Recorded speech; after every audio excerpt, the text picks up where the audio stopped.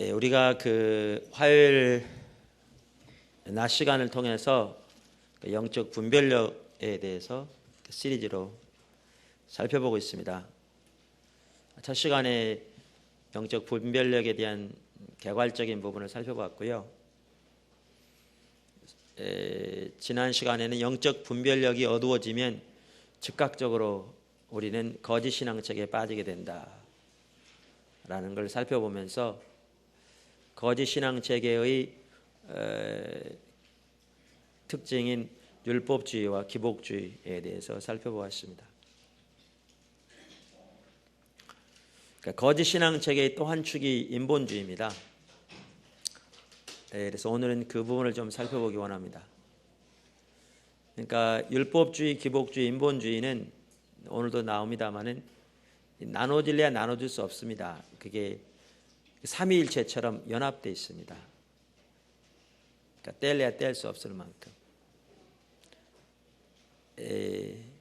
그래서 내가 율법주의나 기복주의가 아니라 할지라도 내 삶에 인본주의가 있으면 여전히 나는 거짓 신앙체계 속에 있는 겁니다. 그러니까 율법주의와 기복주의가 가려져 있을 뿐이지 실제는 거기에 그대로 있는 겁니다. 왜냐하면 이 세계에는 꼭 삼위일체처럼 나눌래야 나눌 수 없는 한 몸이기 때문에 그러한 것을 봅니다. 오늘 인본주의에 대해 살펴볼 텐데 이 부분을 한 시간에 잘 살펴보기 힘들 것 같아요. 그래서 오늘 하고 다음 시간에 살펴볼 예정이고요. 어쩌면 한 시간 더 해서 그 다음 시간은 인본주의 부분보다는 이 부분에 대해서 그럼 어떻게 이길 것인가 하는 부분을 제가 살펴보게 되면 살펴볼 것이고, 아니면 그것은 영적 분별력과는 직접 관련이 있는 건 아니니까 그냥 넘어갈지, 이렇게 해서 2시간 내지 3시간에 걸쳐서 이 부분을 좀 살펴보기 원합니다. 이 부분에 대해서 하나님께서 우리 이길수 목사님에게 귀한 많은 지혜를 주셨고요. 하나님이 많은 하나님의 길을 보이셔서 그분이 하나님의 자원으로 사는 삶 책을 이렇게 써서 지금 출판돼 있고요. 지금 현재 그것은 이제 전편이고 문제점에 대한 제기고, 그럼 어떻게 우리가 하나님의 자원으로 승리하는 삶을 살까? 이 부분은 이제 책을 지금 김계현 목사님이 옆에서 같이 도와주셔서 마무리 단계에 있습니다. 그래서 그 부분이 나오면 여러분들이 참조하시면 많이 도움이 되리라고 생각하고요. 저 개인적으로도 그분의 설교를 이렇게 종종 여기저기서 들으면서 이렇게 많이, 특별히 이 부분에 있어서 제가 개인적으로 많이 도움을 받았습니다. 그래서 여러분들이 그 책들을 보시면 더 많은 부분들도 도움이 되리라고 믿습니다.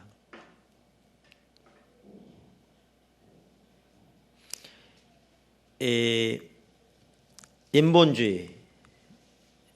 첫째, 인본주의는 타락의 핵심입니다. 인본주의는 타락의 핵심입니다. 창세기 3장을 한번 보시죠.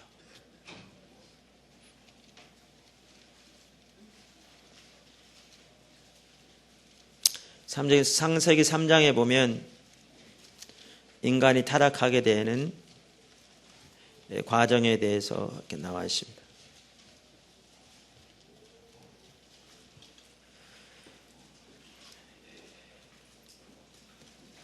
참 여러분 이번 집회에 못 참석하시더라도 우리 여호수아 세대에 꼭 하나님께서 함께 해주시도록 간절히 기도해 주시기 바랍니다. 창세기 3장, 거기 보시면 인간이 이제 타락하게 된 어떤 그 과정이 나옵니다. 1절부터 읽겠습니다. 여호와 하나님의 지으신 들짐승 중에 뱀이 가장 간교하더라. 뱀이 여자에게 물어 가로되 하나님이 참으로 너희더러 동산 모든 나무의 실과를 먹지 말라 하시더냐. 여자가 뱀에게 말하되 동산 나무의 실과를 우리가 먹을 수 있으나 동산 중앙에 있는 나무의 실과는 하나님의 말씀에 너희는 먹지도 말고 만지지도 말라 너희가 죽을까 하노라 하셨느니라. 뱀이 여자에게 이르되 너희가 결코 죽지 아니하리라. 너희가 그것을 먹는 날에는 너희 눈이 밝아 하나님과 같이 되어 선악을 알 줄을 하나님이 아심이니라. 여자가 그 나무를 본즉 먹은즉도 하고 보암즉도 하고 지혜롭게 할 만큼 탐스럽기도 한지라. 여자가 그 실과를 따먹고 자기와 함께한 남편에게도 주매 그도 먹은지라. 이에 그들의 눈이 밝아 자기들의 몸이 벗은 줄을 알고 무화과 나무 잎을 엮어 치마를 하였더라. 그들이 날이 서늘할 때 동산에 거니시는 여호와 하나님의 음성을 듣고 아담과 그 아내가 여호와 하나님의 낯을 피하여 동산 나무 사이에 숨은지라. 아멘.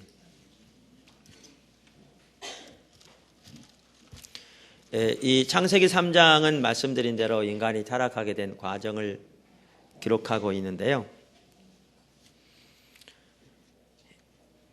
우리가 흔히 이 구절을 읽으면서 이렇게 생각합니다. 왜 하나님은 선악과를 두셔서 그게 없었더라면 인간이 죄를 안 지을 텐데 왜 하필이면 선악과를 지어서 이렇게 만들어서 거기에 두시고 그래 사람들이 이렇게 넘어지게 하셨는가? 안 만들었으면 되지 않겠는가? 이렇게 생각하는 사람도 있고 이렇게 말하는 사람도 있습니다. 그런데 여기에 보시면 하나님의 의도하신 삶이 무엇이고 또 타락의 핵심이 무엇이고 하는 부분들을 이렇게 정확하게 볼 수 있습니다. 우선 하나님의 의도하신 바는 우리 인간을 만드시되 하나님의 주권, 하나님의 통치 가운데 우리가 살기를 원하셨습니다.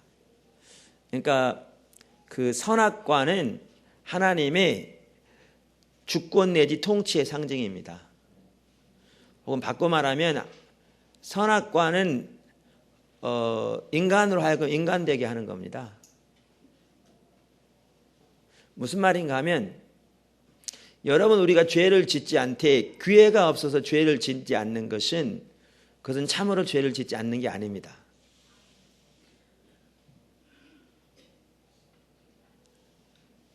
지금은 많이 달라졌습니다만 제가 미국에서 공부할 때만 하더라도 거의 한 20년 전이니까 그 당시에 이렇게 한국에서 학생들이 이민 오면 부모님 따라서 다 그런 건 아니지만 많은 아이들이 그 아주 방탕하게 이렇게 많이 나갔어요. 그 이유 중에 하나는 뭐였냐면 한국에 있을 때는 기회가 없어서 죄를 못 지었죠. 많이 통제되어 있었으니까. 근데 미국 사회만 하더라도 기회가 없는 게 아니고 기회가 널려 있거든요. 요즘 같은 데는 초등학교에서 마약을 팝니다. 그리고 오불이면서 삽니다, 마약을. 그러면 한국에 있을 때 겉에 보이는 어떤 죄를 짓지 않았다고 해서 그들이 중심이 하나님 앞에서 옳았기 때문에 죄를 짓지 않은 게 아니고 기회가 없어서 죄를 못 짓던 거죠. 그래서 기회가 주어지자 금방 이렇게 넘어지는, 그것은 지금 오늘날 우리나라의 경우를 보면 쉽게 알 수 있습니다. 우리나라 인터넷 문화 여러 가지 또한 면에서 개방되어지면서 어른들뿐만 아니라 아이들의 이르기까지 얼마나 이렇게 영적으로 억압되어지고 또 죄의 억압 가운데 있는 것을 쉽게 알 수 있거든요. 그러니까 인간이 살아가되 기회가 없어서 죄를 짓지 못한다면 그것은 로봇에 불과해요. 그러니까 선악과가 뭐냐 하면 인간으로 하여금 인간되게 만드는 겁니다. 그리고 하나님은 우리에게 원하시는 것은 우리가 자발적으로 우리 중심에서부터 선택하여 하나님이 주인된 삶을 살기를 원하셨어요. 그게 선악과입니다. 그러니까 하나님이 우리의 주인 대신, 우리의 왕 대신 하나님의 그 명령 아래, 통치 아래 우리가 살기를 원하셨어요. 그렇게 볼 때 선악과는 하나님의 지혜라고 할 수 있습니다. 자, 그런데 이 타락의 사건에서 볼 수 있는 이 타락의 핵심은 뭐냐? 이 타락의 핵심이 바로 인본주의입니다. 그러니까 인본주의란 말이 무슨 말이냐면, 여기 오늘 이 본문에 보시면 이제 사단이 하와를 유혹하는데, 유혹의 핵심이 뭐냐면 내가 하나님처럼 되라는 겁니다. 내가 하나님처럼 되라. 그러니까 그 내가 하나님처럼 되란 말은 다른 말로 하면 내가 너희 하나님이 되라, 그 말입니다. 내가 너희 하나님이 되라. 그래서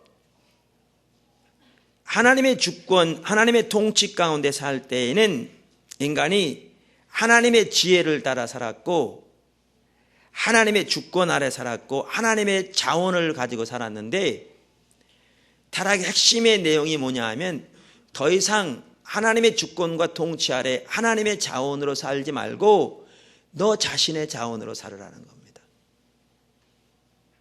네가 네 하나님 되라는 거죠. 그래서 너 자신의 자원과 너 자신의 지혜와 너 자신의 주도 아래 살아라 하는 겁니다. 이게 타락의 가장 근본적인 본질입니다. 그래서 타락의 핵심은 인본주의입니다. 그리고 그 결과 인간은 비참하게 되었습니다. 하나님의 통치 가운데 있을 때에는 진정한 하나님의 풍요가 거기에 있었습니다. 여러분 잘 아시듯이. 그러나 인간이 하나님의 자원으로 하나님의 온전한 통치와 주권 아래서 살기를 포기하고 자기가 자기 하나님 되는 자기 본의로 살기 시작할 때 그 결과는 비참했습니다. 여러분 잘 아시다시피 하나님과의 관계가 끊어졌습니다. 사단은 죽지 않으리라고 그랬지만 하나님 말씀하신 대로 그들은 곧바로 죽었습니다. 왜냐하면 육신의 죽음이 가장 근본적인 죽음이 아니라 영적으로 하나님과 끊어지는 것이 가장 죽음의 근본이기 때문에 그렇습니다. 그리고 육신의 죽음은 그 결과로 찾아오는 하나의 결과에 불과했고요. 뿐만 아니라 사람과 사람 사이에서도 문제가 생겼습니다. 그전에는 부부가 같이 살아서 벗어도 벗은 줄을 몰랐다. 그 말은 둘 사이에 어떤 간격도 없었다는 말이죠. 그러나 이처럼 인간이 타락하여 자기 중심으로 살기 시작할 때 가장 가까운 부부 간에도 간격이 있기 시작했습니다. 오늘날 심각하죠. 이게 타락의 결과입니다. 자연계와도 간격이 있게 되었습니다. 그래서 그 에덴 동산에서의 삶과는 달리 땅이 엉겅퀴를 내게 되었다. 전혀 사람의 협조적이 아니었습니다. 로마서 8장에 보면 이 피조물이 이렇게 디케이, 썩음 가운데 내어주게 된 것이 인간의 타락으로 인한 것이라 이렇게 말하고 있습니다. 그러면서 구속될 날을 기다린다. 자기 자신의 자아에도 큰 손상을 입어서 죄책감이, 책임 전가가, 그래서 영적으로 육신적으로 죽게 되었고 육신적으로 정서적으로 파괴되게 되는 이러한 막중한 그러한 비참한 결과를 가져오게 되었습니다. 이처럼 타락의 핵심이 뭐냐? 인본주의입니다. 그래서 성경에 보면 그 이후로 타락의 가장 전형적인 핵심에 대해서 말하면서 그것이 인본주의인 것을 말하고 있습니다. 몇 가지 예만 들을 텐데요. 우선 이사야서 53장 6절을 보시죠.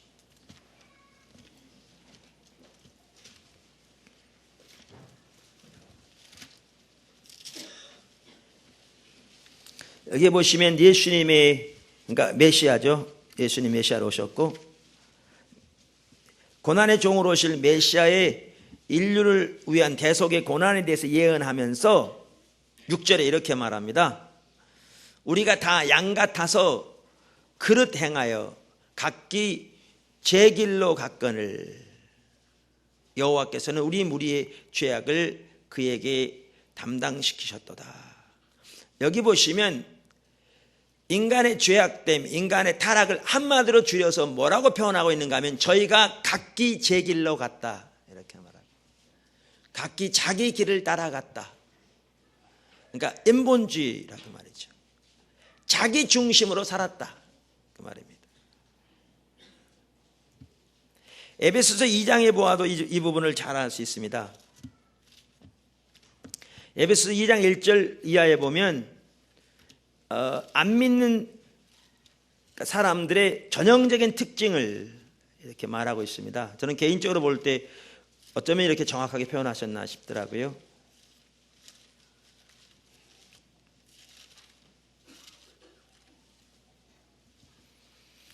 너희의 허물과 죄로 죽었던 너희를 살리셨도다. 그때 너희가 그 가운데서 행하여 이 세상 풍속을 쫓고 공중의 권세 잡은 자를 따랐으니 곧 지금 불순종의 아들들 가운데 역사하는 영이라. 여기 보시면 안 믿는 삶의 특징이 뭐냐? 세상 풍속을 따르는 삶이고 그 뒤에는 사단에 있는 걸 볼 수 있죠. 그래서 결국 사단에게 복종하는 사람이요. 그 다음에 전에는 우리도 다 그 가운데서 우리 육체의 욕심을 따라 지내며 육체와 마음의 원하는 것을 하여 본질상 달인이들과 같이 본질상 진노의 자녀였더니, 그러니까 타락한 육신과 마음이 원하는 대로 살았다. 그러니까 자기 중심으로 살았다 그 말입니다. 이처럼 타락의 핵심이 뭐냐? 자기 중심적인 것을 볼 수 있습니다. 그래서 예수님께서 하나님 나라 오셔서 하나님 나라의 복음을 전파하시면서 말씀하실 때에 너희가 나를 따르려거든 자기를 부인하라 라고 강력하게 말씀하신 것은 그 자기 중심적인 삶 혹은 인본주의가 타락의 핵심이기 때문에 그 삶에서 돌이키라 그 말입니다. 다시 하나님 중심적인 삶으로 돌이키라 그 말이죠. 그래서 타락의 핵심은 인본주의 혹은 자기 중심적인 삶이고요. 물론 인본주의는 그러니까 자기 중심적인 삶이 인본주의만 말한 건 아닌데 보다 광범위하다고 볼 수 있는데요. 타락의 핵심은 인본주의고요, 혹은 자기 중심적인 삶이고요. 신앙의 핵심은 하나님 중심적인 삶입니다. 둘째, 자기 인본주의 뒤에는 사단이 있습니다. 그 배후에는 이사야서 14장을 보시죠.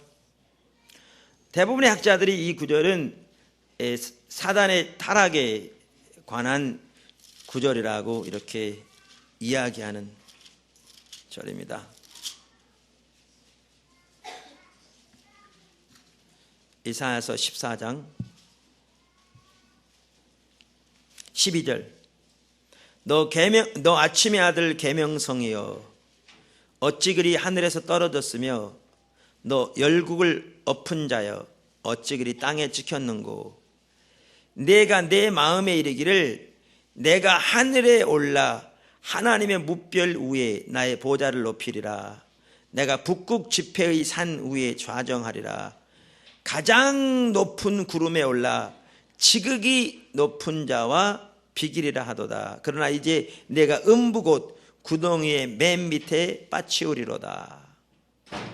여러분 그 루시퍼는 예배의 천사죠. 하나님의 영광을 가장 가까이서 본 천사입니다. 그런데 그가 타락하게 됐는데 타락의 핵심이 뭐였냐면 그가 하나님같이 되고자 했습니다. 그러면 하나님같이 되고자 하는 게 뭐냐 말씀드린 대로 자기가 자기 하나님 되는 겁니다. 자기가 자기 하나님. 그래서 하나님같이 되고자 함으로 그게 교만의 핵심이죠. 또한 지옥에 꽂히게 되는 그렇게 하나님께 내침을 받게 되었던 것을 볼 수 있습니다. 이렇게 사단이 타락하게 된 가장 핵심이 일반적으로 교만이라고 그러는데요. 교만의 가장 핵심은 인본주의입니다. 그래서 자기가 자기 하나님 되고자 하는 하나님과 비기고자 하는 자기 하나님 되고자 하는 그 인본주의로 인하여 지옥으로 꽂히게 되었고, 사단이 그렇게 하나님께 물리침을 당하자 바로 창세기 3장에서 이브를 시험한 것이 사단이었는데, 그 사단이 이브에게 시험한 내용이 뭐냐? 하나님의 주권과 통치 아래 살지 말고 내가 내 스스로 내 하나님이 되어 너의 법도 너의 목적을, 조금 나옵니다만 너의 방법대로 너를 위해 살아라, 그 말입니다. 인본주의.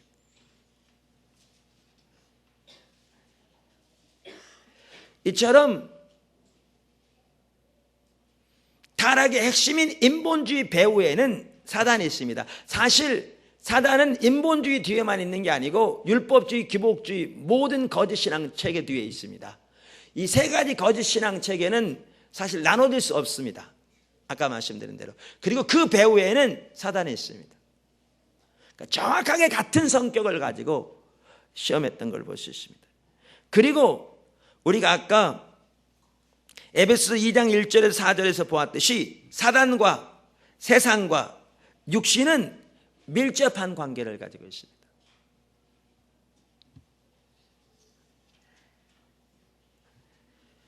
밀접한 관계를 가지고 있습니다. 여기 한번 보시죠. 어떤 분들은 이런 설교를 들을 때 너무나 당연한 거 다 아는 내용이라 그럴지 모르는데요, 그렇지 않습니다. 사단은 오늘날도 이런 인본주의를 통해서 우리를 시험하는 것을 볼 수 있습니다. 고린도후서 10장을 한번 보시죠.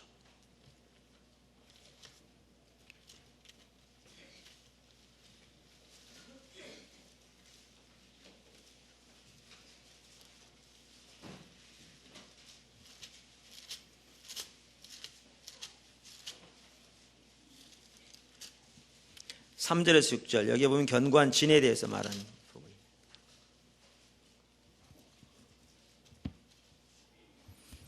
우리가 육체에 있어 행하나 육체대로 싸우지 아니하노니 우리의 싸우는 병기는 육체에 속한 것이 아니요 오직 하나님 앞에서 견고한 진을 파하는 강력이라. 여기에 보시면 이제 견고한 진이 나옵니다. 이 진이라는 말은 요새란 말입니다. 진지. 근데 누구의 진지냐면 사단의 진지입니다. 사단의 진지.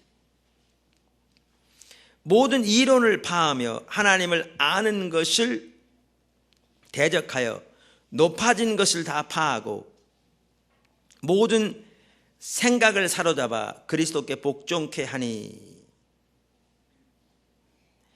자, 그래서 여기에 보시면 이 진지가 뭐냐? 이 진지가 어디에 있느냐? 그럼 술집이 진지냐? 사단이 머무는. 그래서 우리의 삶에 유혹하고 대적하는 진지냐? 아닙니다. 여기에서 말하는 진지는 어디에 있는가 하면 우리 인간의 사고체계에 있습니다. 생각, 가치관.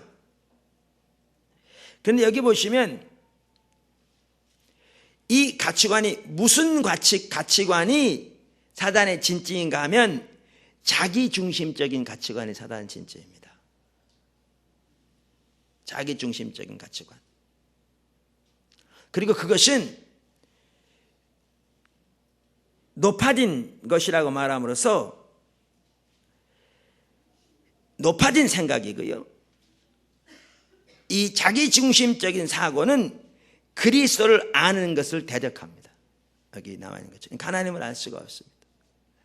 그리고 자기중심적인 사고는 그리스도께 복종하지 않습니다. 그게 사단의 진지입니다.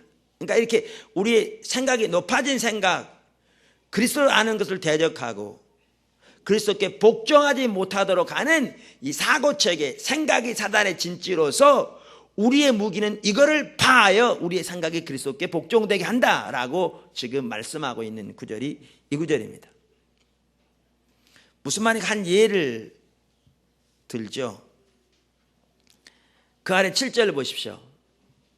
너희는 외모만 보는도다.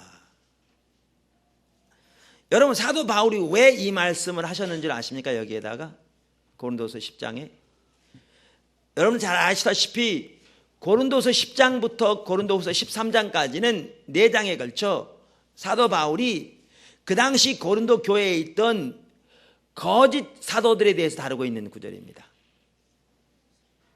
조금 나옵니다만은 거짓 사도들에 대해 다루고 있는 구절입니다.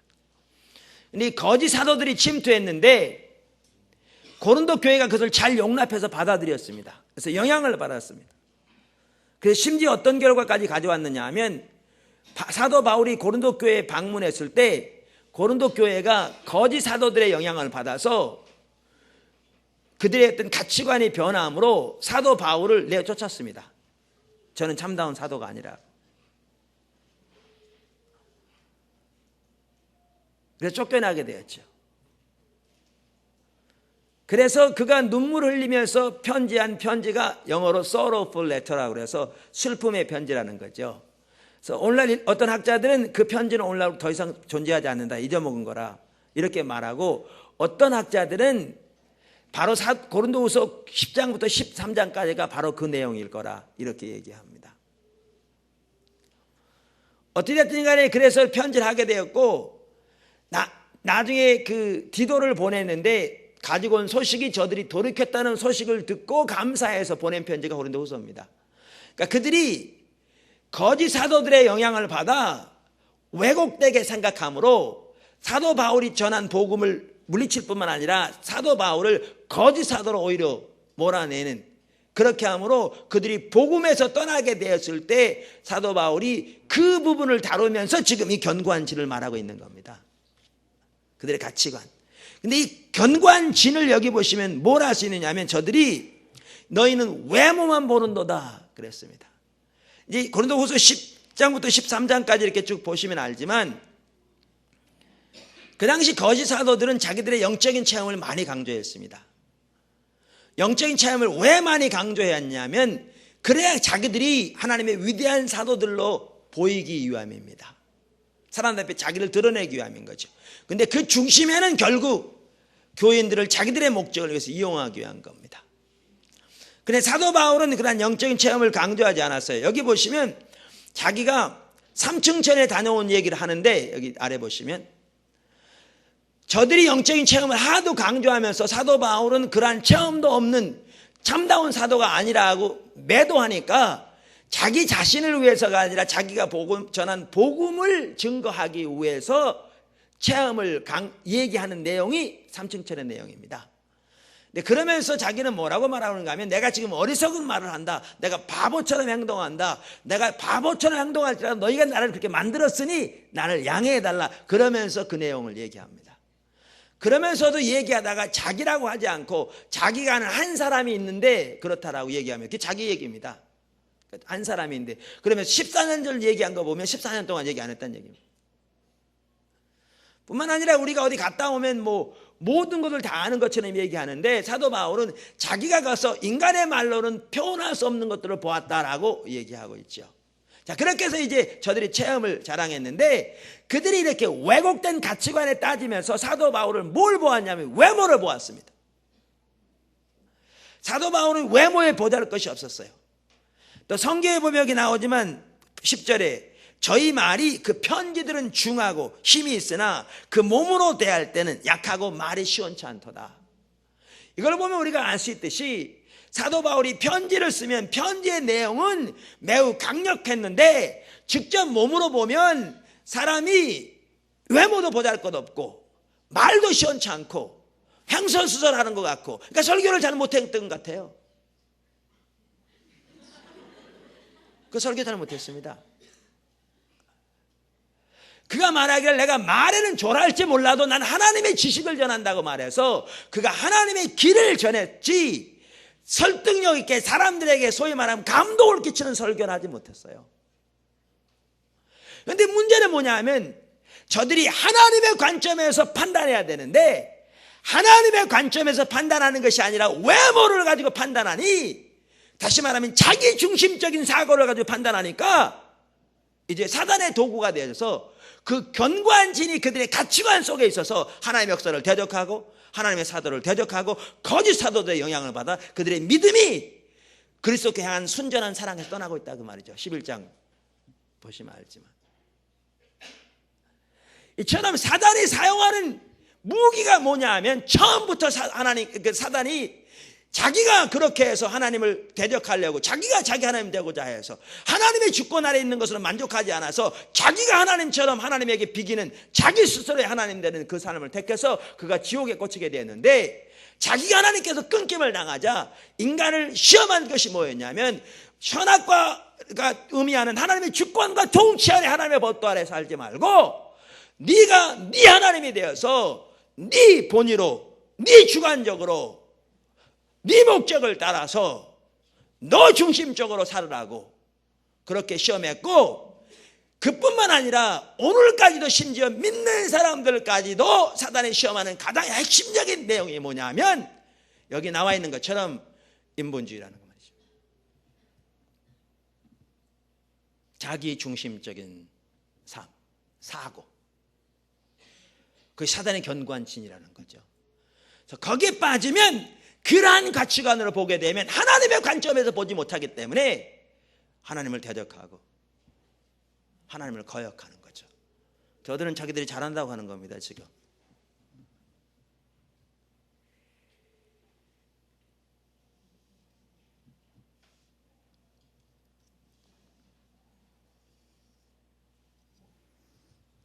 이처럼 거짓 신앙 체계인 인본주의 배후에는 사단이 있습니다. 세 번째, 인본주의의 특징입니다. 근데 이건 사실 인본주의의 특징이라고 말하기보다는 보다 광범위하게 자기 중심적인 삶의 특징이라고 말해야 돼요. 그러니까 저도 거기에 동의합니다. 이기수 목사님도 가끔 그런 얘기를 하시던데, 그러니까 자기 중심적인 삶이 세 가지 특징이 있어요. 크게 나누면 첫 번째가 뭐냐면 자기 중심적인 삶은 자기 자원으로 사는 것이고요. 두 번째는 자기 목적을 위해 사는 것이고요. 세 번째는 자기 방법대로 사는 겁니다. 하나님 중심적인 사고의 특징은 그 반대죠. 하나님의 자원으로 사는 것이고요. 하나님의 목적을 위해 사는 것이고요. 하나님의 방법대로 사는 겁니다. 그러니까 이 세 가지가 인본주의의 특징도 되지만 보다 광범위하게 자기 중심적인 삶의 특징이라고 볼 수 있고요. 그래서 자기 자원으로 사는 게 다른 말로 하면 율법주의고요. 자기 목적을 위해 사는 게 다른 말로 하면 기복주의입니다. 그러니까 자기 방법대로 사는 게 다른 말로 하면 인본주의고요. 인본주의를 세 가지를 다 볼 수도 있고 또 구체적으로 그 중에 한 가지를 볼 수도 있고, 그러니까 거짓 신앙 체계는 말씀드리는 서로 긴밀하게 연결되어 있습니다. 나눌 수 있는 게 아닙니다. 자, 그러면 그렇게 볼 때, 자, 인본주의 세 가지 특징 혹은 자기 중심적인 삶의 세 가지 특징, 자기 자원, 자기 목적, 자기 방법입니다. 그러면 한 가지씩 좀 살펴보겠습니다. 인본주의 특징은 자기 자원으로 사는 겁니다. 자기 자원. 그리고 한편에 이것이 율법주의입니다. 우리 요한복음 6장을 한번 보시죠.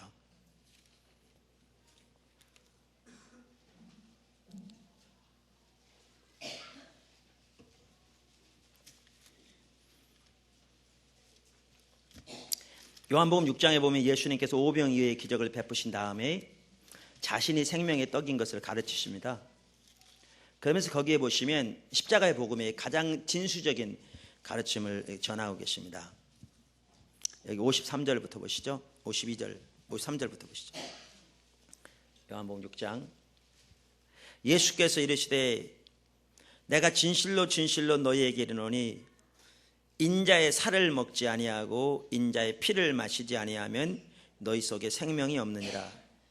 내 살을 먹고 내 피를 마시는 자는 영생을 가졌고 마지막 날에 내가 그를 다시 살리리니 내 살은 참된 양식이요 내 피는 참된 음료로다.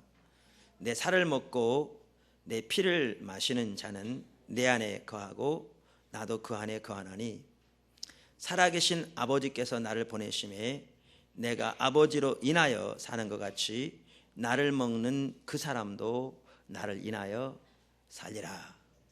아멘.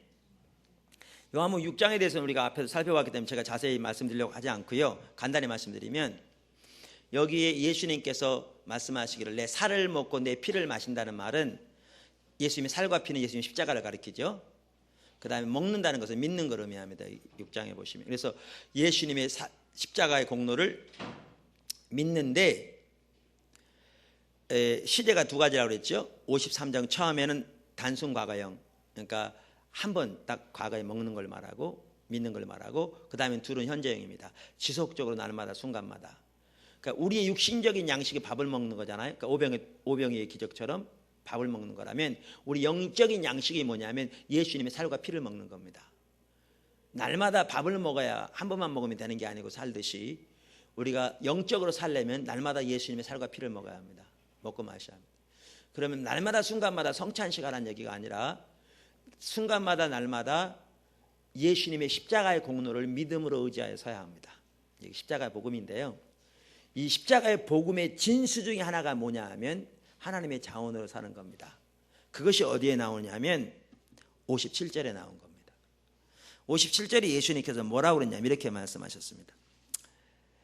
살아계신 아버지께서 나를 보내심에 내가 아버지로 인하여 사는 것 같이 나를 먹는 그 사람, 그러니까 예수님의 십자가의 공로를 믿음으로 의지하는 그 사람, 그러니까 십자가의 복음에 선 그 사람, 그 말이죠. 그 사람은 누구를 인하여 살리라? 예수님을 인하여 살리라. 그럼 예수님을 인하여 산다는 말은 뭐냐 하면 정확하게 예수님이 하나님의 자원으로만 사셨듯이 십자가의 복음에 선 자는 오직 예수님 혹은 하나님의 자원으로만 사는 것을 말합니다. 그 말이 무슨 말인가? 예수님은 철저하게 하나님의 자원으로만 사셨습니다. 그 말은 하나님의 지혜만이 예수님이 의지하시는 지혜였습니다. 하나님만이 예수님이 의지하시는 힘이었습니다. 하나님의 보호만이 예수님이 의지하시는 기대는 보호였고요. 심지어 하나님의 선함만이 예수님이 의지하시는 선함이었습니다. 저는 이 구절을 이렇게 교회에서 이렇게 그 전에 설교하면서요, 그게 비춰지더라고요. 뭐가? 부자 청년이 예수님께 나와서 예수님께 묻기를 말하기를 선한 선생이여 내가 어떻게 해야 구원 얻으리까 영생을 얻으리까 그랬더니 예수님이 넌 어찌하여 나를 선하다 하느냐 하늘에 계신 내 아버지 외에는 아무도 선한 자가 없느니라 이렇게 나와 있거든요. 그러니까 얼뜻 보기에는 예수님이 자신의 선함을 부인하는 것처럼 보여요. 근데 이제 저는 그게 신학교 다닐 때도 이 부분을 보았지만 이해가 안 됐어요. 왜냐하면 예수님이 자신의 선함을 부인하다면 그 말은 다른 말로 하면 자신의 신성을 부인하는 말이거든요. 예수님 자신의 신성을 부인하는 말이에요. 근데 요한복음에 보면 명백하게 예수님이 나와 아버지는 하나다라고 말씀하시고, 그래서 유대인들이 하나님을 자기 아버지 혹은 자기와 동등됨에 부른다고 해서 참남하다고 해서 돌로 치려고 했잖아요. 그래서 예수님이 분명히 신성을 알고 계셨어요. 자신이 하나님의 하나심을. 그랬는데 그럼 이 구절은 예수님의 예수님이 자신의 신성을 부인하는 말이 아닌데 그렇다면 그 말이 무슨 말인가? 제가 사실 학교 다니면서도 이렇게 주석책을 몇 개 봤지만요, 이렇게 별다른 이렇게 마음에 그렇게 이렇게 차는 그런 해답이 없었어요. 근데 제가 이 부분을 보면서 선명히 이해되는 것 같더라고요. 그게 무슨 말이냐면 예수님은 철저하게 하나님의 자원으로 사셨기 때문에요, 죄 없으신 하나님의 아들이신 예수님이신데도 예수님은 자신의 선함을 의지하지 않았어요. 자기가 의지하는 선함은 하나님의 선함뿐이었어요. 한 가지 더 예를 들까요? 요한복음 5장 30절. 거기 보시면 뭘 볼 수 있냐면 하나님의 자원으로 살았단 말인데 예수님은 철저하게 하나님의 자원으로 사시되 판단에 있어서도 자기가 의지하는 판단은 하나님의 판단만을 의지했다는 말이에요. 5장 30절. 내가 아무것도 스스로 할 수 없노라. 예수님께서 여러 번 말씀하셨죠. 하나님의 아들이 하신 말씀이에요. 요한복음 5장 19절에서 말씀하셨고요. 또 요한복음 전체에 여러 번 말씀하셨습니다. 여기에 보면 심지어 나는 하지 않는다 정도가 아니고요. 할 수 없다 그랬어요. By myself. 내 스스로는 NIV 성경에 I can do nothing. 나는 아무것도 할 수 없다. 그러면서 뭐라고 그랬어요? I judge only as I hear. 나는 듣는 대로만 판단한다. And 그런 거로 my judgment is just. 왜요? 이 판단이 자기 판단이 아니니까요. 누구의 판단이니까요? 하나님 판단이니까요. 여러분 오실 메시아에 대해서 예언하면서 이사야서 11장에 보면 1절 이하에 보면 그분은 보는 것으로 판단치 아니하고 듣는 것으로 판단치 않는다고 그랬어요. 예수님 자신도 여러 차례에 걸쳐서 그렇게 말씀하셨어요. 다시 말하면 예수님은 판단에 있어서도 자기의 자원을 의지하지 않았어요. 그러니까 자기의 판단을 신뢰하지 않았어요. 예수님은 판단에 있어서도 자기가 의지하는 판단은 하나님의 판단뿐이었어요. 그러니까 예수님은 그 판단이 옳다는 거예요. 그 판단이 누구의 판단이니까? 하나님의 판단이니까.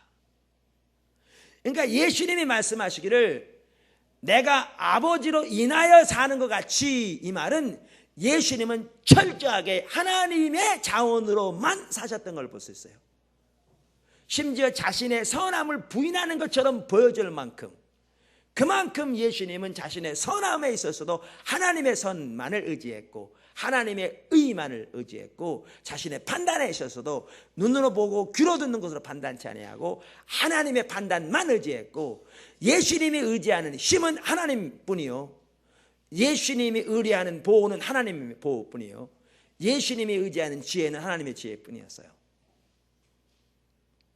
그러면서 말씀하신 게 뭐였냐면 나를 먹는 자도, 다시 말하면 우리 모두가 십자가의 복음에 서야 되는데, 그 십자가의 공로는 순간순간 날마다 의지해야 되는 것인데, 십자가의 복음에 사는 삶을 사는 사람이 해야 될 게 뭐냐? 정확하게 예수님처럼 우리가 오직 하나님의 자원으로만 살아야 된다는 거죠.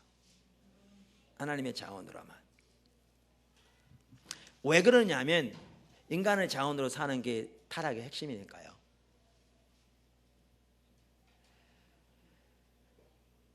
그러니까 예수님이 영적 전쟁만 해도 그래요. 사단이 여러분 사람의 사이를 갈라놓는 가장 큰 것 중에 하나가 뭔지 아세요? 보는 것으로 판단하고 듣는 것으로 판단해서 그렇기 때문에. 교회에서 사람의 관계에 만신창이 되는 수없이 많은 경우가 왜 그런 줄 아십니까? 보는 것으로 판단하고 듣는 것으로 판단해서 그래요. 그러니까 자기 자원을 따라 판단하는 건데 그 뒤에 사단의 역사예요. 견고한 진. 아까 그 고린도 교회 보세요. 바울이 직접 세운 교회예요. 바울이 거기에 18개월 동안에 머물며 세운 교회예요. 바울이 그렇게 많이 머물렀던 교회가 많지 않습니다. 근데 그 교회가 바울을 쫓아내잖아요. 거짓 사도라고 그러잖아요. 그 복음을 쉽게 버리려고 그러잖아요. 왜요? 그들이 하나님의 판단으로 판단하지 않고 보는 것으로 판단하는 거예요. 그리고 그 배후에 사단이 있잖아요. 거짓 선지자들 뒤에, 사도들 뒤에 사단이 있어요. 여기 성경에 보시면. 그래서 교회가 만신창이 되잖아요. 왜 예수님께서 철저하게 하나님의 자원으로만 사셨냐면 자기 자원으로 사는 게 사단의 계략이니까요. 그게 타락의 핵심이니까요. 그게 사단의 진지니까요. 그래서 하나님의 자원으로만 사신 거예요. 그러면서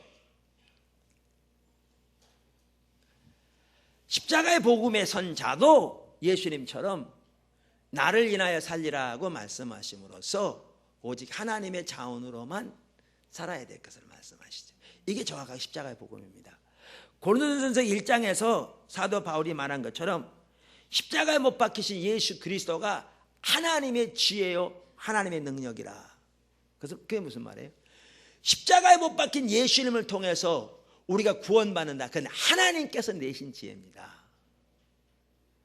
뿐만 아니라 예수님의 십자가를 통해서 죄의 세력이 멸하여지고 사단의 머리가 깨지고 우리의 옛사람이 거기서 십자가에 같이 못 박히고 율법의 소욕이 거기서 완성된 이 능력이요, 이건 대단한 능력이죠. 근데 그것은 하나님의 능력입니다. 세상 사람의 눈에 보기에는 그게 어리석은 겁니다. 왜? 그들은 하나님의 관점으로 판단하는 것이 아니라 자신의 관점과 세상의 관점으로 판단하기 때문에. 그래서 예수님께서도, 그러니까 사도 바울도 십자가의 도가 믿는 자들에게는 하나님의 지혜의 능력이지만 헬라인에게는 어리석은 것이라 그랬습니다. 뿐만 아니라 고린도전서 1장 30절에서 사도 바울이 그리스도는 하나님께로부터 나와서 우리에게 의와 구속함과 능력과 거룩함, 지혜가 되셨다, 이렇게 말씀하시는데 그게 바로 십자가의 복음입니다. 다시 말하면 우리가 의지할 의는 주님이 십자가에서 이루신 그 의밖에 없고, 우리가 의지할 선함은 주님의 그 십자가의 공로뿐이고, 우리가 의지할 능력은 하나님의 능력뿐이며, 우리가 의지할 지혜는 하나님의 지혜뿐인 게 정확하게 십자가의 복음에 선 삶입니다. 그게 예수님이 살았던 삶이고, 그게 고린도전서에서 다른 선서에서 사도 바울이 말한 십자가의 복음입니다. 그게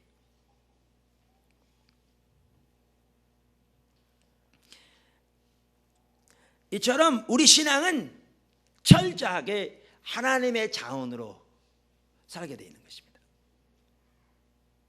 그런데 타락의 핵심이 인본주의이듯이, 그리고 그 배후에 사단이 있듯이, 사단이 자기가 자기 하나님대로 해서 타락했고, 그래서 인간을 그렇게 했듯이 우리 신앙이 타락하면 자기 자원으로 살게 됩니다. 우선 아까도 말씀드린 대로 하나님을 떠난 타락한 인간의 본질이 뭐냐? 자기 자원으로 사는 겁니다. 자기 중심적으로. 우리 이미 살펴봤습니다. 처음부터 끝까지. 근데 안 믿는 사람만 그런 게 아니고 예수를 믿는 사람도 신앙이 타락하면 자기 자원으로 사는 겁니다.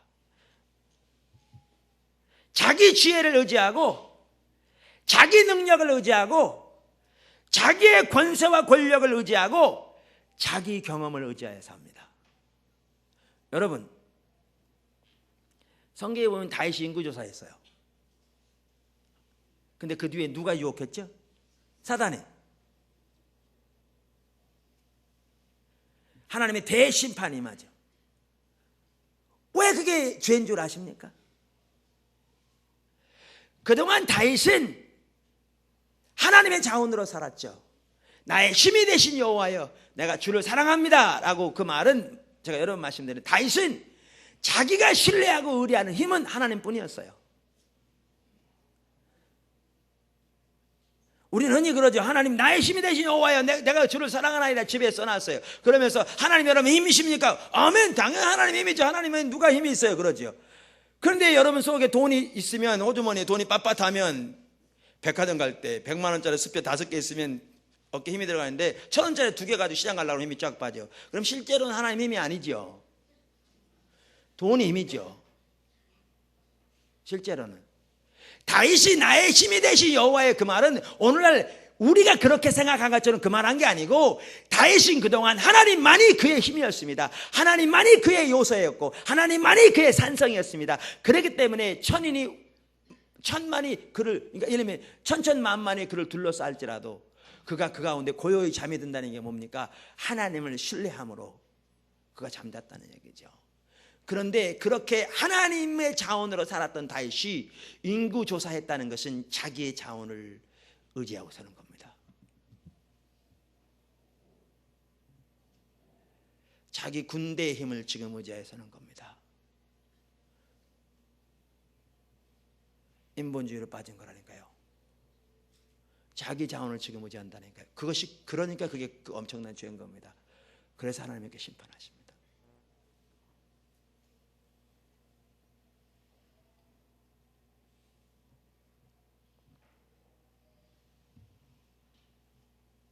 그리고 그렇게 하게 한 게 누구였냐면 바로 사단이었습니다.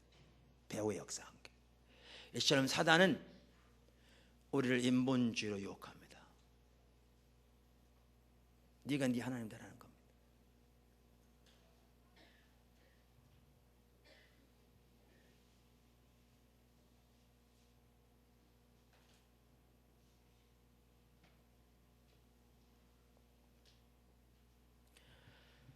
우리 신앙은 철저하게 하나님의 자원으로 살게 돼 있는 것이기 때문에 하나님께서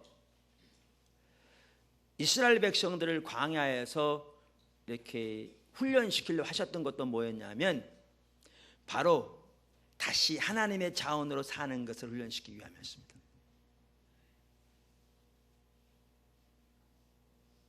광야를 통해서.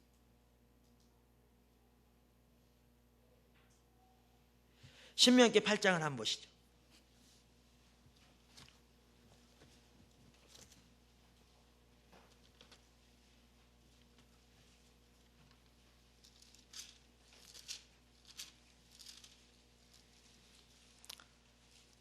이 절부터 읽겠습니다. 내 하나님 여호와께서 이 40년 동안에 너로 광야의 길을 걷게 하신 것을 기억하라. 이는 너를 낮추시며 겸손케 하기 위해서 광야를 가게 하십니다. 너를 시험하사 내 마음이 어떠한지 그 명령을 지키는지 아니 지키는지 알려 하심이라. 너를 낮추시며 너로 줄이게 하시며 너로 알지 못하며 내 열조도 알지 못하는 만나를 내게 먹이신 것은 사람이 떡으로만 사는 것이 아니요 여호와의 입에서 나오는 모든 말씀으로 사는 줄을 너로 알게 하려 하심이니라. 우선 마귀가 예수님을 시험할 때 예수님이 이 말씀을 가지고 대적하셨죠. 그런데 우리는 이 구절을 읽으면서 이렇게 생각하는 경향이 있습니다. 사람이 떡으로만 살 수 있는 게 아니다. 우리 육신은 떡이 필요하지만 떡도 필요하지만 우리 영혼은 하나님의 말씀이 필요하다. 그러니까 우리가 육신의 떡만 먹을 게 아니라 우리는 당연히 우리 영적인 양식인 하나님의 말씀을 먹어야 한다. 이렇게 생각합니다. 또 그 말이 다 틀린 말은 아닙니다. 부분적으로 일리가 있습니다. 그러나 여기서 말하는 그것은 훨씬 그 이상입니다. 이 말은 하나님께서 이스라엘 백성들을 광야로 인도하신 것은 저들이 육신적인 것은 육신적인 것으로 먹고 살지만 영적인 것은 하나님의 말씀으로 살아야 되니까 저들이 하나님의 말씀 잘 배워서 그 말씀대로 잘 실천하는 것을 가르치려고 그리했다. 그 얘기가 아니죠. 그럼 무슨 얘기입니까? 그들은 하나님의 말씀이 입에서부터 나오는 말씀이 아니었으면 살 길이 없었습니다. 예를 들면 왜 광야가 뭔지 아십니까? 하나님 왜 저들을 광야로 인도하셨느냐면요, 하나님께서 저들을 광야로 인도하신 가장 주된 목적 중에 하나가 자기 자원으로 사는 것을 포기하게 하기 위함입니다. 왜냐하면 거기에서는 자기 자원으로 살 수 있는 게 아닙니다. 왜냐하면 자기들 의지할 게 아무것도 없으니까. 애굽에서 가지고 있던 그 모든 기술이요, 거기서 아무 필요가 없습니다. 애굽에서 배웠던 모든 학식이요, 거기 아무 필요가 없어요. 애굽에서 경험했던 그 모든 경험이요, 거기서 아무 의미가 없어요. 예를 들면 그들이 애굽에서 있을 때에 우물을 파는 기술을 배웠다고 할지라도 그 광야에서 그 기술이 아무런 쓸모가 없었다고요. 하나님께서 그들을 광야로 인도하신 것은 가장 먼저는 자기 자원으로 사는 것을 포기하게 하기 위함입니다. 이게 타락의 핵심이니까요.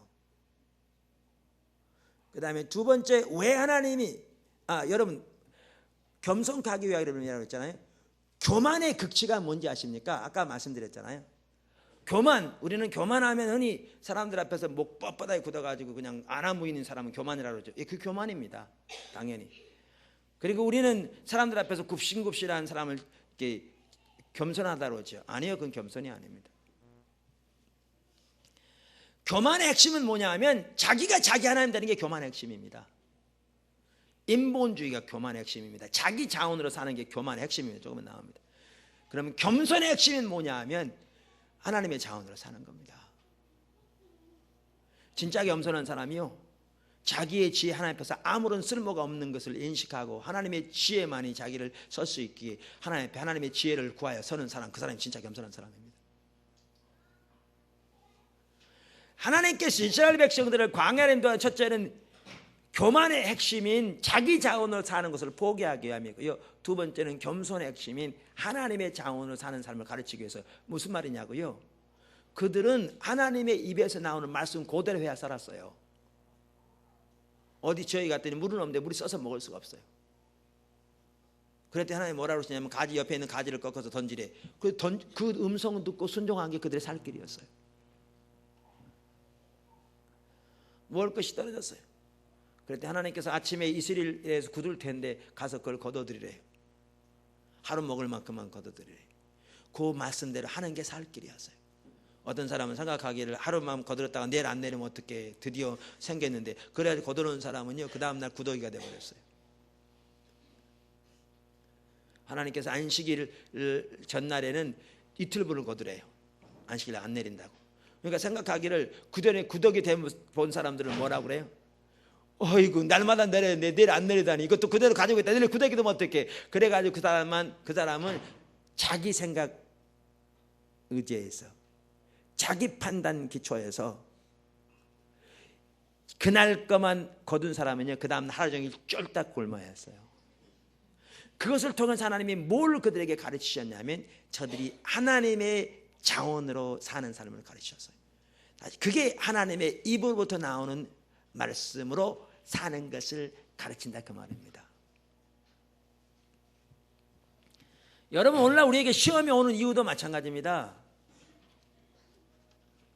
하나님이 여러분을 안 사랑하시면 여러분이 하나님을 떠나 지극히 타락한 거짓 신앙책인 율법주의, 기복주의, 인본주의로 대변되어지는 거짓 신앙책에 빠져 있는데도 아무런 간섭이 없는 거예요. 그건 진짜 심각한 거예요. 왜냐하면 성경에 보면 하나님이 오늘날 사람들에게 임하는 진노가 뭐냐? 내어버려 두신 거니까요. God gave them over. God gave them over. 나는 포도나무에 너희는 가지니, 거기서도 예수님께서 말씀하시기를 열매 맺지 않은 가지는 그대로 내버려 뒀다가 나중에 꺾어버린다고 그랬으니까요.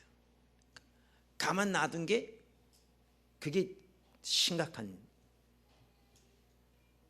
심판입니다. 근데 하나님이 사랑하시면 어떻게 하시냐면 열매 맺는 가지는 더 열매 맺게 하기 위해 깨끗게 하신다. 그 말은 가지 친다 그 말이에요. 영어로 프루닝. 여러분 가순 같은 데 가시면 묵은 가지 잘라줘야 새 순이 나서 거기서 열매가 많이 맺잖아요. 하나님이 이스라엘 백성들을 사랑하셨기 때문에 저들을 광야로 들이셔서 광야에 하시기를 원하신 게 뭐였느냐?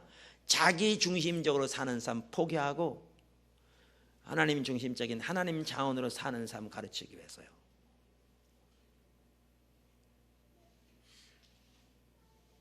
자기 중심적인 삶이 타락의 핵심이니까요. 그게 사단에서 나온 거니까요. 그리고 그 상태는 어떤 하나님의 생명도 경험할 수 없으니까요. 하나님 중심적인 삶으로 나와야 거기에 생명이 넘치니까요. 여러분에게 시험이 오는 이유는 간단합니다. 근데 우리는 그걸 못 봐요. 이스라엘 백성과 똑같아. 뭐와 똑같냐? 왜 하나님이 이런 일을 주셨습니까? 하나님이 외국에 매장 직업속을 여기 데려왔습니까? 모세야 우리를 여기서 굶어 죽으려고 데려왔느냐? 차라리 애굽에서 놔두라고 하지 않더냐? 그렇게만 해. 그러다 해결되면 이제 할렐루야 아멘해. 또 어려우면 또 오지대. 하나님이 가르치려고 하고 가르치려고 하는데도 못 보는 거예요.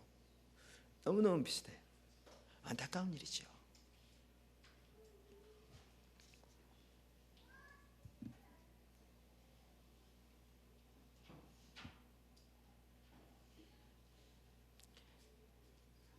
이처럼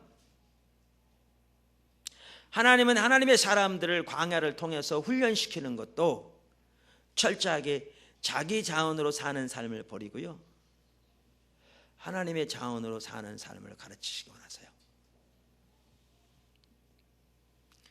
크게 말하면 자기 중심적인 삶에서 하나님 중심적인 삶으로 이동시키기 원하세요.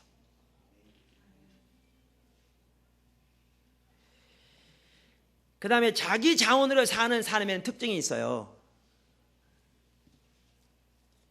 특징이 있어요. 앤드류 머리가 그랬다고 그래요. 전 직접 제가 보진 않았고 제가 들은 얘기인데, 근데 뭐 그분이 그 얘기를 했건 안 했건 이 부분 특징들은 맞으니까. 자기 중심적인 삶의 한 가지 특징은요, 자기 본이에요. 자기가 중심이에요. 모든 걸 자기 중심적으로 판단해요. 자기가 세상에 있는 중심이에요. 그 다음에 또 하나의 특징은 자만심, 자부심이에요. 여러분, 아까 사단이 우리에게 뭐 했다고요?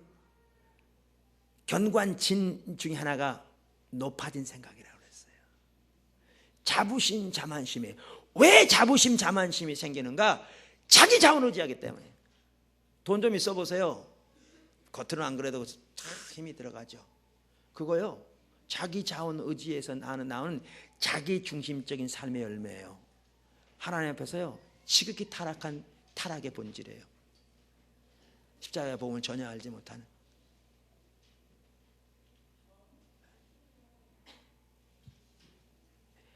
자부심이 거기만이 아니에요. 여기 그 헨리 블랙가이 목사님도 책에 보면 하나님 중심, 자기 중심 그 2단원 일과에서 이런 얘기를 해요. 자기 중심의 특징이 뭐냐? 자기 자신과 자기가 이뤄놓은 것에 대해 자랑스럽게 생각함.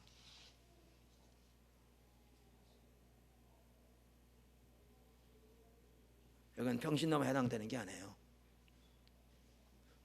목회하는 목회자에도 얼마든지 해당될 수 있어요. 근데 이게 자기 중심적인 삶의 특징이라는 거예요.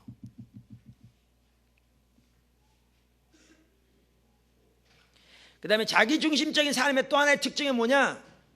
자기 신뢰, 자기를 신뢰해요.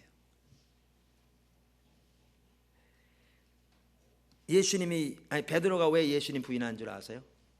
자기를 신뢰했거든요.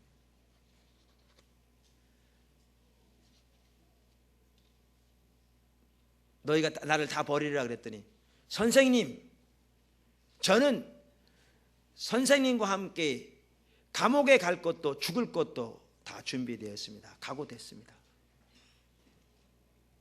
우리가 하나님의 은혜에 대한 부분을 올바로 인식하면 어느 한순간도 하나님의 은혜가 없으면 설 수 없음을 아는데, 우리가 그 십자가의 복음에서 오직 은혜에 의한 삶, 믿음에 의한 삶에서 우리의 마음이 벗어나 자기 자신의 자원과 경험과 능력을 의지하는 삶에 서면 우리도 모르는 사이에 자기를 신뢰하게 돼요.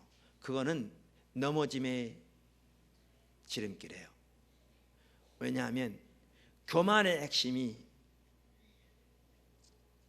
자기 중심적인 삶이고 자기를 신뢰하는 것이고,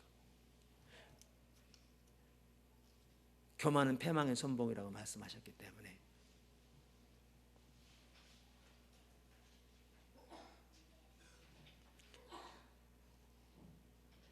뿐만 아니라 자기 자원으로 그 삶을 살게 될 때 안일함이 있어요. 갈급함이 없어요. 라오디게아 교회처럼. 그 신앙의 전형적인 특징이 차지도 아니하고 덥지도 아니하죠. 근데 성경에 보면 안일하리 엄청난 죄예요. 왜 안일한 줄 아세요? 이제 먹고 살만하다 그 말이죠. 뭘 의지해서? 세상의 자원을 의지해서. 반면에 사도 바울 같은 경우는 올바른 신앙 가운데 있을 때 십자가 복음에 내가 얻었다함도 아니요 이르렀다함도 아니라 뒤에 있는 것을 잊어버리고 앞에 있는 표대를 향하여 오늘도 달려가노라고 말하면서 이 모든 것을 배설물처럼 여기고 주님을 얻기 위하여 달려간다고 그랬죠. 자기 자원으로 사는 삶의 또 하나의 특징은 상습적인 죄책감이에요. 자기를 의지하기 때문에.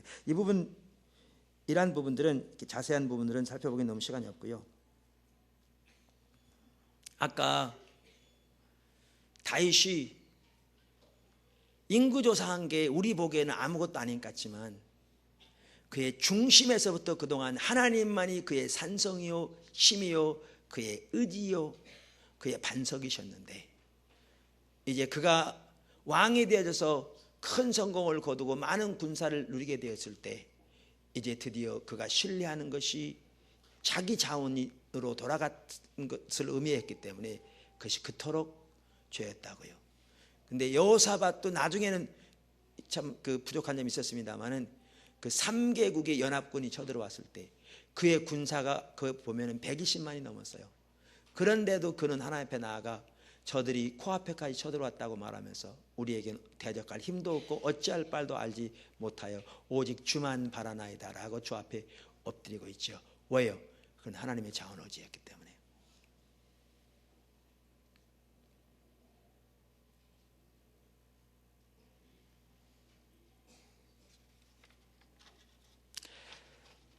자기 중심적인 삶 혹은 인본주의의 두 번째 특징이 뭐냐 하면 자기 목적을 위해 사는 거예요. 하나님 중심적인 삶의 또 하나의 특징은 하나님의 목적을 위해 사는 것이고요. 제가 설교를 준비하면서도요, 머리가 많이 혼동되는 걸 느끼겠더라고요. 오늘날 이런 개념이 너무나 성도들에게 낯설기 때문에요. 여러분, 우리 신앙은 하나님이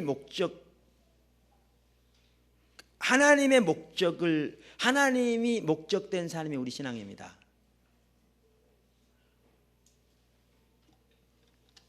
이 책 잘 알려진 책이에요. 목적이 이끄는 삶. 릭 워런이 쓴.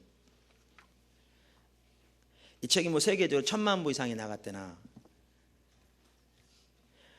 40일간에 걸쳐서 이렇게 쭉 인생의 신앙의 여정을 쭉 같이 살펴보자는 건데요. 이 책의 1장이 뭘 의미하는지 아세요? 제가 오늘 좀 읽어보려고 가지고 나왔어요. 이 책의 1장, 첫 번째 장, 그 장이 이런 내용입니다. 모든 것이 하나님으로부터 시작되었으니, 그러면서 성경 구절 어느 구절을 인용하고 있는가 하면 여기 보면 골로새서 1장 16절을 인용합니다. 만물이 그에게 창조되되, 예수님 가리키죠.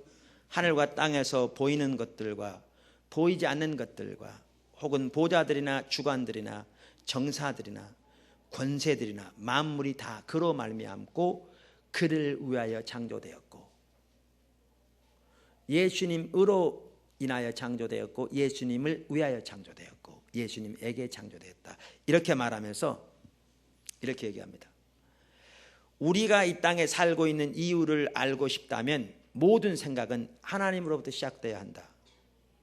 왜냐하면 우리는 그분의 목적에 의해서 그분의 목적을 위하여 창조되었기 때문이다. 삶의 목적에 대한 고민은 수천 년 동안 사람들을 혼란스럽게 했다. 혼란의 이유는 우리가 그러한 고민들의 출발을 우리 자신으로부터 시작하기 때문이다.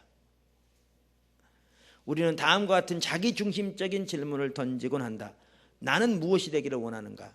나는 무엇을 해야 하는가? 나의 목표, 나의 야망, 나의 미래를 위한 나의 꿈은 과연 무엇인가?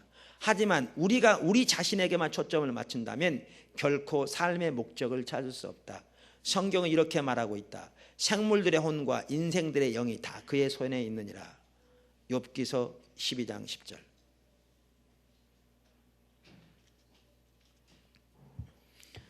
몇 줄 띄고 읽습니다. 나는 산에서 길을 잃은 적이 있다. 가던 길을 멈추고 야영지로 가는 길을 물었을 때 나는 이런 말을 들었다. 여기서는 그리로 갈 수 없습니다. 산의 반대쪽에서 출발해야 합니다. 마찬가지로 우리가 스스로에게 초점을 맞추고 시작한다면 삶의 목적에 도달할 수 없다. 삶의 목적에 도달하기 위해서 우리는 우리의 창조주 하나님으로부터 시작해야 한다. 우리는 하나님의 의에 하나님을 위해서 창조되었고 그것을 이해하기 전에는 결코 삶을 이해할 수 없다. 오직 하나님 안에서만 우리가 시작되었고 우리가 누구이며 삶의 의미와 목적 그리고 이를 통한 삶의 소중함, 더 나아가 우리가 궁극적으로 나아가는 목적지를 발견할 수 있는 것이다. 하나님 외의 다른 모든 길은 결국 막다른 골목으로 인도할 것이다. 그 다음 들어보십시오. 많은 사람들이 자신을 위해 하나님을 이용하려고 한다. 이게 이제 인본주의죠. 자기 목적, 신앙생활 하면서도요. 하지만 그것은 자연의 순리를 거스르는 일이고 필연적으로 실패하게 되어 있다. 한 가지 분명한 사실은 우리가 하나님을 위해 만들어진 것이지 우리를 위해 하나님이 존재하시는 것이 아니라는 것이다. 다시 말해 삶이란 하나님이 당신의 목적에 따라 우리를 사용하시는 것이지 우리의 목적을 위해 그분을 사용하는 것이 아니다.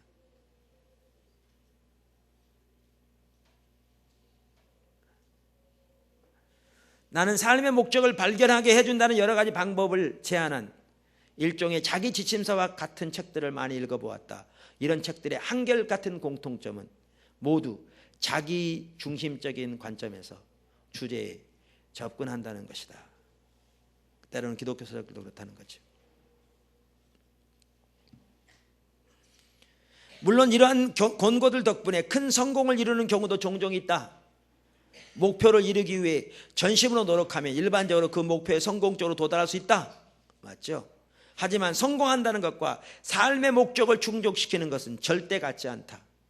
개인적인 목표를 모두 달성하고 세상의 기준에 따라 엄청난 성공을 이룬다 할지라도 하나님이 우리를 창조하신 목적을 놓칠 수 있다. 우리에게는 자기 지침서가 제안하는 것 이상의 것이 필요하다. 성경은 이렇게 말하고 있다. 누구든지 제 목숨을 구원코자 하면 잃을 것이요 누구든지 나를 위하여 제 목숨을 잃으면 찾으리라. 예, 계속 1장의 내용이 뭡니까?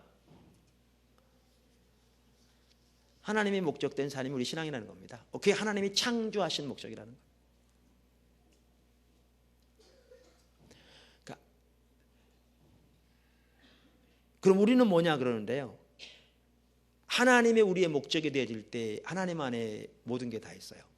아담과 하와가 하나님의 진정한 통치와 주권 아래 있을 때 그들의 삶은 진정한 풍요와 생명이 있었습니다. 하나님과의 관계에서, 사람과 사람 사이의 관계에서, 사람과 자연과의 관계에서, 자기 자신의 영혼육 모든 부분에 있어서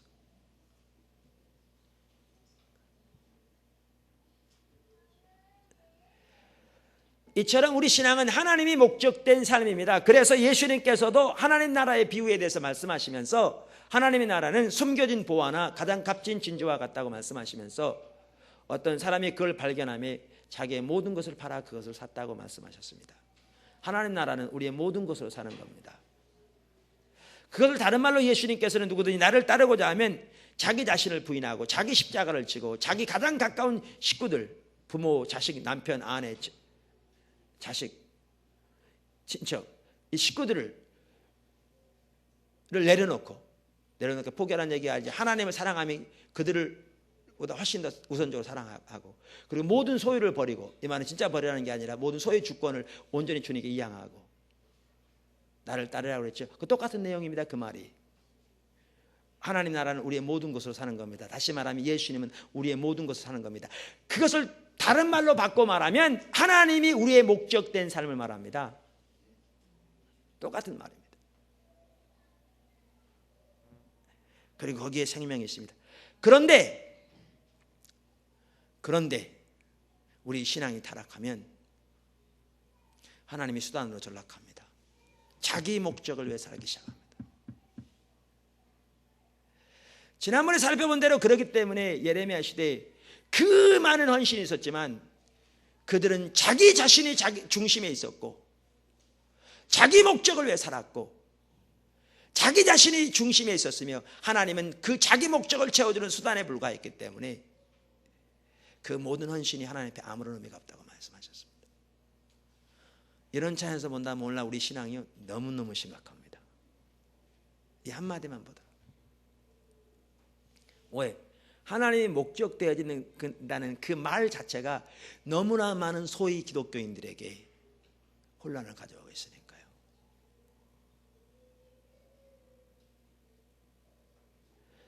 예레미야 시대보다 더했으면 더했지 덜하지 않기 때문에 사람들은 자기를 전혀 내려놓지 않고 자기 돈에 대한 집착이나 자기 자신에 대한 계획, 모든 자기 중심적인 사고를 전혀 내려놓지 않고 신앙생활하되 그것을 위해 하나님의 수단에 대한 삶을 살기 때문에 교회는 그들이 원하는 걸 채워주기 위해 그들이 원하는 메시지를 전하게 급급한 그러한 상황이기 때문에 하나님이 목적된 삶이라고 말하면 그 자체가 너무나 많은 사람들에게 걸림이 되고 혼란이 되고 혼동이 되는 그러한 상황이 오늘날 우리들의 신앙입니다. 신앙도 아닙니다. 이것은 거짓 신앙층입니다. 이 뒤에는 사단이 있습니다. 그러니까 하나님의 생명을 경험하지 못하는 겁니다. 열심히 기도하는데도.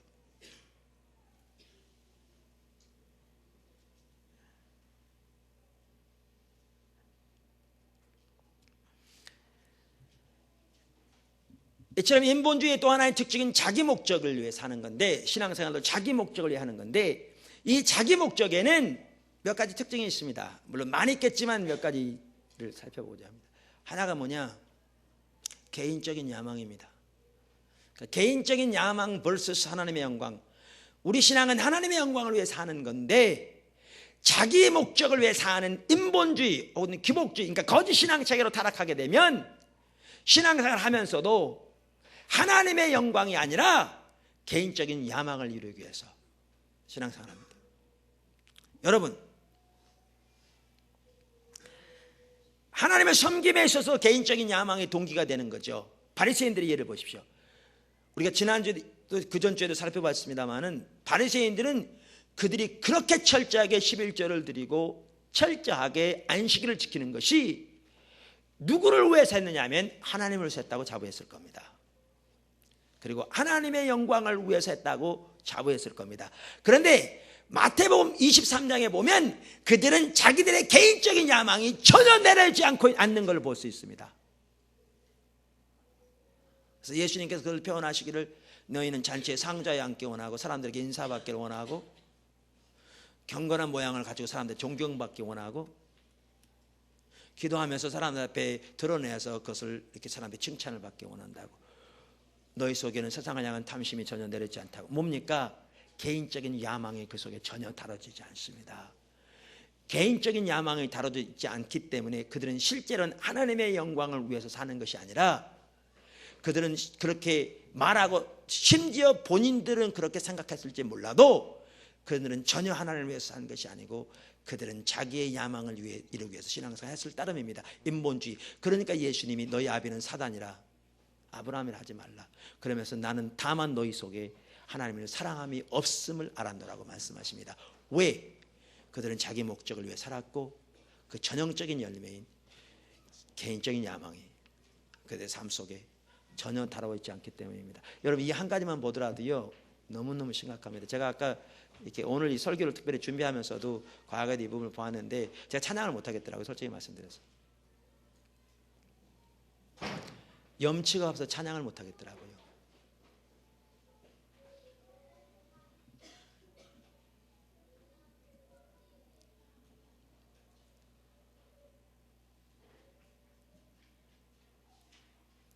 여러분, 거짓 리더들의 전형적인 특징이 뭔 줄 아십니까? 개인적인 야망입니다.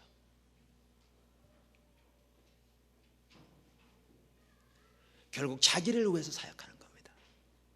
다 하나님을 위해서 한다고 그럽니다. 그러나 중심에는 자기 목적이 전혀 내려있지 않기 때문에 실제로는 자기를 위해서 하는 겁니다. 그래서 사역이 자기를 위한 수단이 되어버린 겁니다. 여러분, 성경 네 구절을 보면 또렷하게 알 수 있어요. 신약 두 구절, 구약 두 구절. 로마서 16장 17절 18절 보십시오. 지난주에 살펴봤죠, 우리가? 아닌가요? 최근에 우리가 로마서 교회에서 살펴봤기 때문에 언제 어디서 무슨 얘기를 했는지 잘 모르겠어요. 네. 17절, 형제들아 내가 너희를 권하노니 너희 교훈을 거스려 분쟁을 일으키고 거치게 하는 자들을 살피고 저에게 떠나라. 여기 보면 거짓 리더들에 대해 얘기합니다. 이 같은 자들은 우리 주 예수 그리스도를 섬기지 아니하고 다만 자기의 배만 섬기나니. 여기 보세요. 자기 배, 자기 개인적인 야망, 이것이 목적이라는 거죠. 그들이 여러분 주님 안 섬긴다고 얘기했다고 생각하세요? 지금 교회에서 리더를 행세하는 사람들입니다. 로마 교회뿐만 여러 교회를 다니면서 당연히 주님을 섬긴다고 행세했던 사람들입니다. 근데 그 중심에 자기 개인적인 야망이 내려지지 않은, 실제로 그들은 주님을 섬기는 자들이 아니요 자기 배를 섬기는 자들이라고 말하면서 자기 배를 섬기기 때문에 사람들의 관심을 얻기 위하여 아첨하는 말을 하고 공교한 말 한다. 사람들이 듣기 좋아하는 말을 한다는 거죠.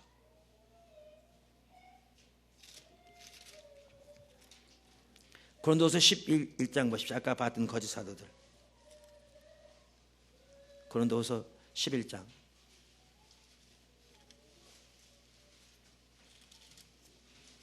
5절. 내가 지극히 큰 사도들보다 부족한 것이 조금도 없는 줄 생각하느라.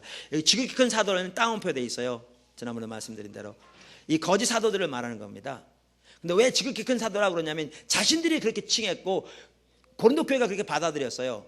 그리고 왜 그렇게 인정됐느냐? 그들이 많은 영적인 체험을 강조함으로써 그 시대의 위대한 하나님의 종으로 군림했죠. 사람들이 그렇게 인정받기를 원했고 인정받았고. 그러면서 이렇게 말합니다. 13절 그들의 정체에 대해서 저런 사람들은 거짓 사도요 괴율의 여건이 자기를 그리스도의 사도로 가장하는 자들이니라. 이것이 이상한 일이 아니라 사단도 자기를 광명한 천사로 가장하나니. 그러면서 이제 저들이 거짓 사도의 선지자들이라. 그러면서 이제 그 중심이 나옵니다. 20절 저들의 목적 자랑하고 가장 위대한 사도로 인정받으려고 애쓰고 했던 그 목적. 아까는 사람들에게 좋은 말하고 아첨하는 말이라고 그랬잖아요. 사람 비유 맞추기 위해 뭐 하고 계세요? 중심이 안 다뤄지니까요. 자기 목적을 이루기 위해서. 그러면서 20절 보세요. 누가 너희로 이제 이들을 두고 하는 말입니다. 교회에게 누가 너희로 종을 삼거나 잡아먹거나 사로잡거나 자고하다 하거나 뺨을 칠지라도 너희가 용납하는도다. 그러니까 거짓 사도들이 한 짓이 이겁니다. 영어 성경에 이렇게 나왔어요. In fact, you even put up with anyone 그러면서 who enslaves you 너희들을 노예 삼고 자기 종 삼는 거죠. exploit you 너희들을 이용해 먹고 자기 종 삼아서 이용해 먹어요. takes advantage of you 너희들을 이용하고 비슷한 말입니다. and pushes himself forward 너희들을 발판 삼아서 자기들을 내세우고 or slaps you in the face 뺨을 칠지라도 너희가 잘 용납한다. 여기 보십시오. 거짓 리더들의 전형적인 특징이 뭐냐? 자기 개인적인 야망이 다뤄지지 않아서 자기의 목적을 위해 교회를 이용하는 겁니다. 로마서건 고린도전서건 이사야서 54장에 보면 구약에 동일하게 말하고 있고요. 56장 9절에서 12절 엘리의 자식들이 그랬고요. 여러분 이처럼 자기 목적이 인본 특징인데 자기 목적의 하나의 모양이 뭐냐면 개인적인 야망입니다. 근데 이 뒤에 사단이 있다니까요. 그래서 야고보서 3장 14절에서 16절에 보면 이렇게 말했어요. 여러분 꼭 보셔야 할 구절입니다.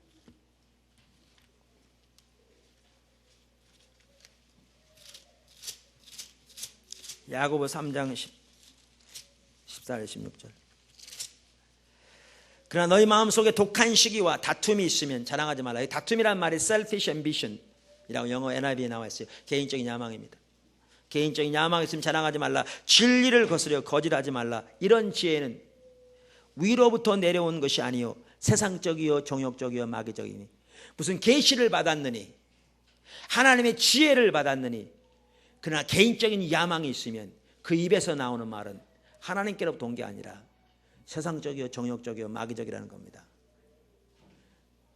어떤 감동을 부분적으로 받았을지 몰라요. 그러나 그 입에서 나올 때는 그것이 더 이상 하나님께 아니라는 겁니다. 어떤 분이 인터넷에 글 상담했어요. 아이가 하나 있는데 둘째 아이를 갖기 원하는 잘 안 생기나 봐요. 그래서 이제 고민하고 있는데 아내 병원에 진찰해 봤더니 그 물혹이 있어요. 그러니까 아이가 이제 생기는데 좀 지장이 되는 모양이에요.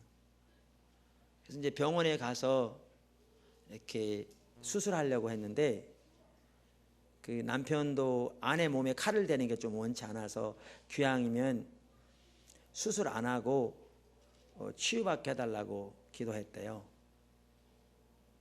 그래서 병원에 있는데 담임 목사님이 서울에 있는 어느 집회에 참석하셔서 소위 신유은사 받았다고 하는 목사님을 같이 왔더래요. 그러면서 기도해 주시면서 하시는 말씀이 수술 받은 셈 치고 믿음으로 수술 대금 교회에 헌금하라고 하나님께서 그럼 치유해 주실 거라고 그랬대요. 그래서 담임 목사님하고 상의해서 500만 원 만들어서 헌금했답니다. 그리고 수술을 안 받았대요. 근데 기간이 지났는데 병원에 가봤더니 낫기는커녕 더 더 심해졌다고 그러면서 어떻게 했으면 좋겠느냐고, 왜 이런 일이 있을 수 있냐고, 신유 받은 사람은 다 이렇게 얘기하는데 그러느냐고 저한테 상담했어요, 인터넷으로. 그래서 제가 상당히 꾸짖는 말로 얘기했습니다. 그건 당신 잘못한 거다. 헌금한 게 어리석은 거지. 왜 그렇게 헌금하냐. 그러면서 얘기를 했는데요, 개인적인 야망 다뤄지지 않으면 그 지혜는 세상적이요 정욕적이요 마귀적입니다.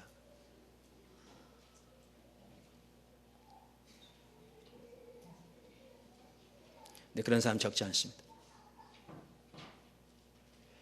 왜냐하면 인본주의 배후에는 사단이 있기 때문입니다.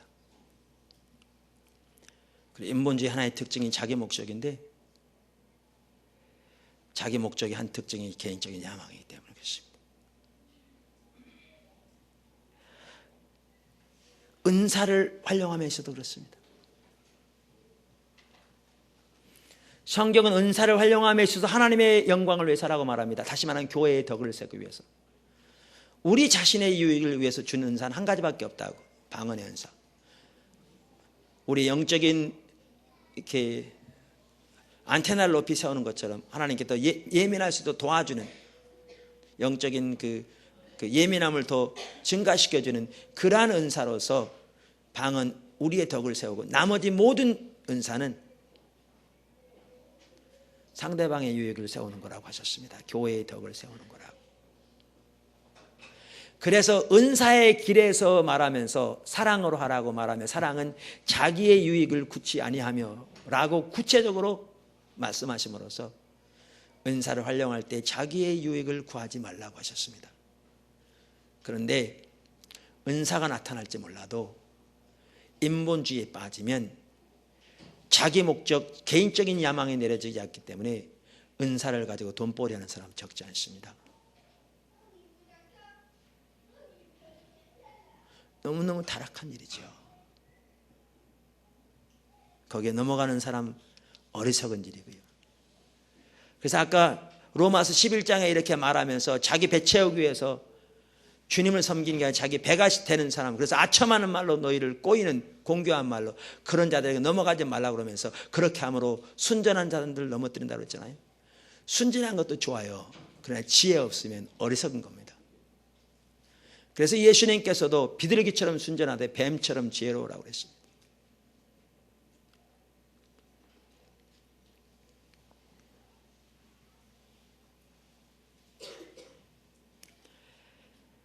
자기 목적의 또 하나의 특징, 사람 두려움입니다.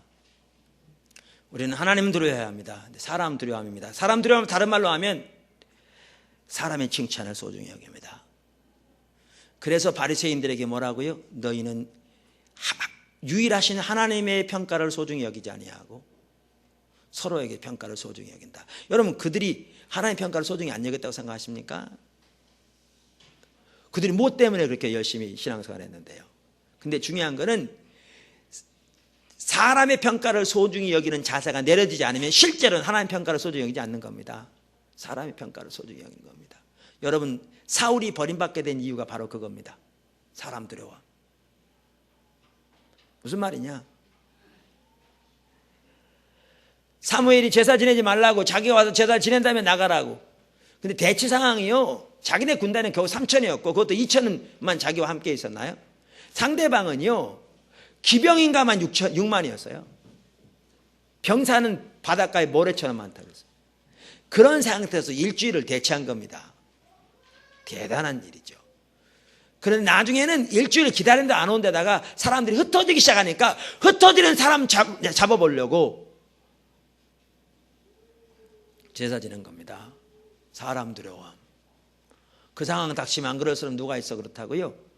다윗을 보십시오. 그래서 그가 버림받고 세워진 사람이 다윗인데 그가 블레셋으로 피하여, 자기는 잘못도 없는데 사울이 시기하여 자기를 죽이려 할 때 블레셋으로 피했는데 그 자기를 받아준 블레셋 족장이 잘 봐서 블레셋 이 족장들이 모여서 이스라엘과 전쟁하라고 할 때 자기를 데리고 갔어요. 근데 다른 족장들이 안 받아주는 겁니다. 소문을 듣기를 사울은 천천히요 다윗은 만만이라고 했는데 전쟁하다 저가 돌이키면 양쪽에서 협공당 우리는 어떻게 되겠냐. 그래서 안 받아들여서 다윗이 집에 와 보니까 자기와 자기 군사들이 비운 동안에 다른 족속들이 쳐들어와서 자기 모든 아내들, 짐승들, 재산들 다 뺏어가지고 초토화시켜 놓고 가버렸습니다. 이걸 보았더니 자기를 따르던 부하들까지 눈이 뒤집히니까 돌을 들어서 다윗을 죽이려고 합니다. 근데 다윗이 뭐 한 줄 아세요? 그때 그 자리에서 무릎 꿇고 하나님께 묻습니다. 하나님 쫓아갈까요 말까요? 하나님이 가지 말라 그러면 안 갈 참입니다. 안 갈 참이 아니었으면 물을 필요도 없죠. 사울보다 더 급박한 상황이었으면 급박한 상황이었지 덜 급박한 상황이 아닙니다. 그런데도 다윗은 달랐습니다. 왜요? 그는 하나님을 두려워했기 때문에요. 우리는 환경을 핑계댑니다. 안 그런 사람 지금 상황이 이런데 아니요. 우리 상황에 비하면 사울의 상황은 훨씬 더 심각했어요. 상황이 우리의 믿음을 드러내지 않습니다. 우리의 중심이 문제입니다. 뿐만 아니라 여러분 사울이 버림받게 된 게 뭔 줄 아십니까? 사람의 평가요. 를 소중히 여기는. 두 번째 범죄했을 때에도 하나님이 이미 버리신 다음에 사무엘을 이렇게 버렸다고 그러잖아요. 그러니까 사무엘 밤새도록 오잖아요. 직면하러. 왔을 때 그가 뭘 봤죠? 그러니까 그때 선별적으로 순종했어요. 왕만 남겨놓고 다 죽이고 다 죽이라고 그랬는데 짐승 살찐 남겨놓고 다 죽이고. 그러니까 자기로는 99% 이상은 순종했으니까 순종했다고 생각했죠. 근데 그의 마음속에 개인적인 야망이 전혀 안 달아져 있다니까요. 사람 두려워하는 게 안 달아져 있어요. 그래서 뭘 세워놨는가? 기념비 세워놨잖아요. 벌써 자기 개인적인 이름과 명예를 위해서 왕을 남겨놓은 거거든요. 사람들 앞에 자기가 그 사람들 앞에서 그 왕의 목을 밟아 죽임으로 자기가 승전하는 것을 보이기 위해서요. 그래서 자기는 순종했다고 그러잖아요. 그러니까 사무엘이 와가지고 그럼 이 짐승 소리는 뭐냐고 끝끝내 따지니까 나중에는 인정하잖아요. 제 범죄했다고. 근데 그때도 진실로 깨닫고 인정한 게 아니고 뭐라 그러냐면 그럼 내가 잘못했습니다. 하나님 벌었다고 그러니까 그러면서 뭐라 그러냐면 제발 돌이켜 사람들 앞에서 하나님이 나를 이렇게 세우셨음을 이렇게 말해주세요. 아직까지도 사람의 평가가 그게 소중하잖아요.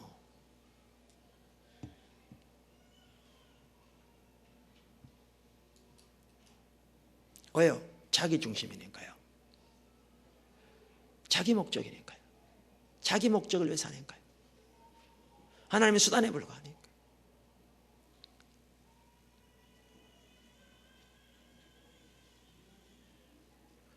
아까도 말씀드린 대로 거짓 리더들의 특징이 뭡니까? 저들은 실제로는 다 말로는 주를 섬긴다고 말할지 모르지만 실제로는 주를 섬기는 자들이 아니요 저들의 배가 이 배말합니다. 이 스타마 자기의 배가 저들의 신이라고 말하면서 저들은 그러기 때문에 사람들의 환심을 얻기 위해 공교한 말과 아첨말을 말한다고 그랬어요. 그 예레미야 6장에서도 그 당시 선지자들에서 왜 하나님께서 거짓을 행한다고 말씀하셨는가? 평화가 없는데도 저들이 근본적으로 하나님을 떠나 자기 중심적으로 자기 목적을 위해 사는 하나님을 떠나 있음에도 불구하고 그들이 원하는 것이 하나님의 축복이니까 그들이 원하는 축복을 전하기에 급급했으니까요. 근데 그 중심이 뭐냐? 그들의 환심을 사기 위해서. 자기들의 명예와 사람들의 평가가 소중했기에 사람들 앞에 인정받는 것이 소중했기에 자기의 사역이 확장되는 게 소중했기에 사람들 앞에 성공하는 목회자로 그 당시에 말하면 훌륭한 선지자로 인정받는 게 소중했기에 그들이 원하는 걸 주잖아요. 그것을 두고 그들을 거짓 행한 자라고 말하죠. 그 핵심이 뭐냐? 중심이 뭐냐? 사람들이 하는 것입니다. 사람의 칭찬을 소중히 여기는 것입니다. 반면에 예수님이건 바울이건 그렇게 안 했습니다. 엘리야는요 한 나라 모든 사람들의 복지보다 하나님의 이름의 영광이 더 소중했어요. 여러분 3년 반 동안 비가 안 온다고 얘기했을 때 당할 고통을 생각해 보세요. 자기 식구들부터 시작했어요. 그런데도 그에게는 하나님의 영광이 더 소중했어요. 사람들 앞에 네가 바로 이스라엘 말아먹는 자라고 손가락질 듣는 것은 그게 두렵지 않았어요. 왜냐하면 그 속에는 하나님 평가를 소중히 여기는 마음이 있었기 때문에. 하나님의 평가와 사람의 평가를 둘 다 소중히 여기면 실제로는 전혀 하나님 평가를 소중히 여기는 게 아니에요. 그게 바리새인들이 했던 일이에요.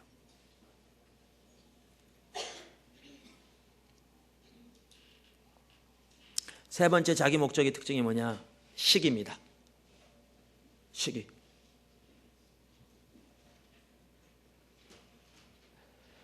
자기 목적을 위해 살기 때문에 시기가 있습니다. 아까 너희 가운데 독한 시기와 개인적인 야망이 있으면 자랑하지 말라. 진리를 거스려 자랑하지 말라. 그러한 지혜는 위로부터 나온 것이 아니에요. 사단적이요 정욕적이요 마귀적이라고 했습니다. 여러분 고린도전서 12장 14장부터 보십시오. 저들 가운데 은사로 인하여 우월감이 있었고요. 은사로 인하여 열등감이 있었고요. 서로 간에 은사를 얻고 시기했어요. 왜 그런 줄 아십니까? 저들이 예수를 믿을지 몰라도 인본주의 신앙이 아직 그들에게 벗겨지지 않았으니까요. 하나님 중심 가운데 살지 않으니까요.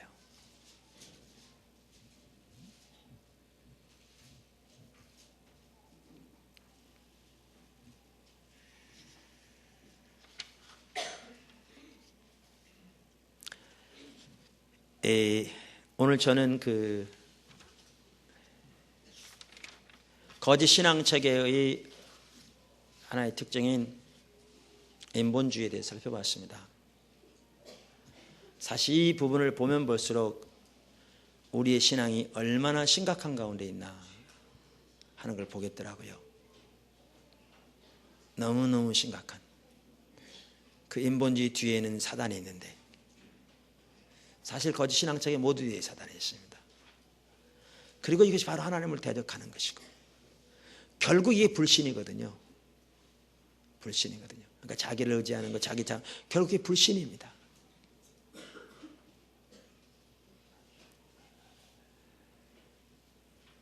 죄라 함은 저들이 나를 믿지 아니하며 그랬는데 하나님을 신뢰하는 것이 아닌 실제로는 자기와 세상을 신뢰하는 그 배후에 있는 사단을 따라 사는